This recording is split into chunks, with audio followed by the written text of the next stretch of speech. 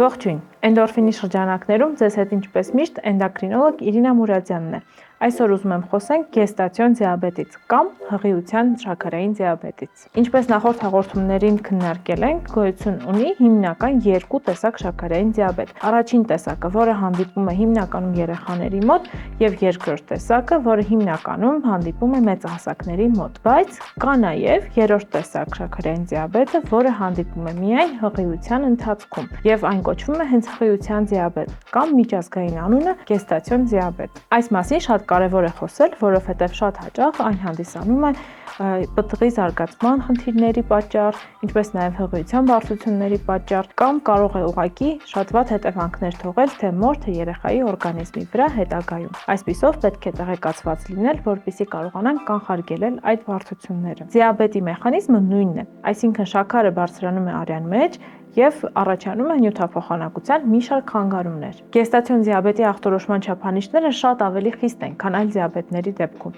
Ինչպես հիշում եք, նախորդ հաղորդումներից մեկի ընթացքում ձեզ պատմում էի, որ օրինակ, երբ որ քաղցած ժամանակ շաքարը 5.6 է, դա կարող է խոսել նախադիաբետի մասին, սակայն այս դեպքում մենք ունենք գեստացիոն դիաբետի համար 5.1 մմ շաքարի բարձրացում եւ կարող ենք արդեն իսկ ախտորոշել հենց այդ հիվանդությունը։ Պետք է հիշել, որ գեստացիոն դիաբետը առաջանում է հենց հղիության ընթացքում ու կարող է կանխորոշել նաեւ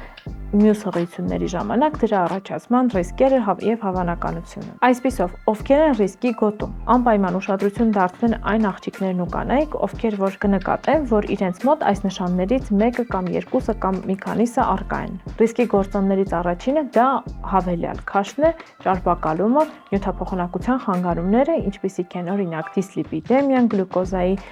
հանդեպ տոլերանտության խանգարումները եւ առհասարակ նյութափոխանակության խանգարումներ ասվածը։ Ինչ է դա նշանակում։ Դա նշանակում է, որ աղջիկներին ու կանանց խորհուրդ ենք տալիս հղիանալ այն ժամանակ, երբ կհաջողվի հաստատել նորմալ քաշ։ Այսինքն կսկսվի աշխատանք հենց քաշի նվազեցման ուղղված։ Այստեղ կարևոր է նաև կորեկցել այլ նյութափոխանակության խանգարումները, օրինակ խոլեստերինի մակարդակը,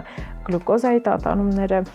որոնք որ կարող են լինել նախադիաբետի արդյունք, ինչպես նաև կարևոր է, որպեսզի հենց հաստատենք քաշի նվազեցում։ Մյուս ռիսկի գործոնների մեջ են դասվում նախորդ հղիությունների ընթացքում ունեցած բարդությունները, օրինակ վիժումները, չզարգացող հղիությունը կամ խոշոր պտուղը, որը համարվում է 41 կիլոգրամից ավել պտուղը, ինչպես նաև ցածր քաշով պտուղը, որը կհամարվի 2.7 կիլոգրամից ցածր պտուղը։ Այս բոլորը կարող են հանդիսանալ գեստացիոն դիաբետի ռիսկի գործոն։ Հետազոտողները նշում են, որ կարևոր է նաև մեր ապրելակերպը։ Այսպիսով նստակյատ կյանքը բարձրացնում է գեստացիոն դիաբետի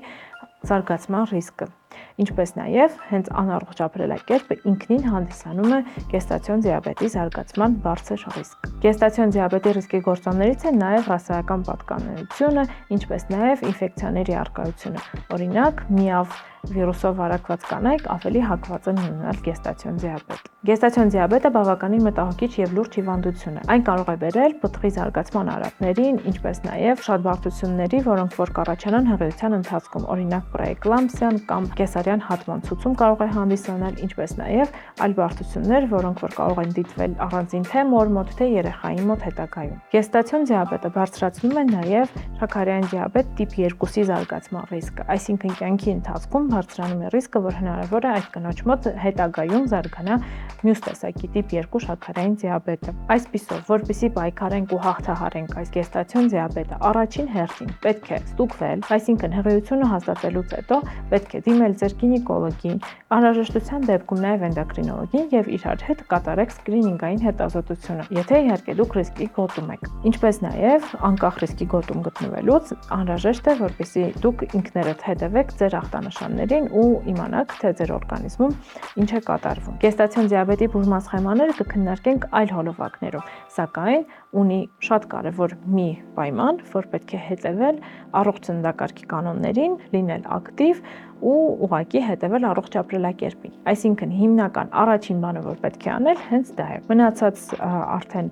միջոցները պետք է քննարկել բժշկի հետ։ Այսպիսով եղեք տեղեկացված ձեր մարմնի, ձեր առողջության, ինչպես նաև հղիության ընթացքում ձեր ապագա բալիկի առողջության մասին։ Եղեք առողջ եւ ցտեսություն։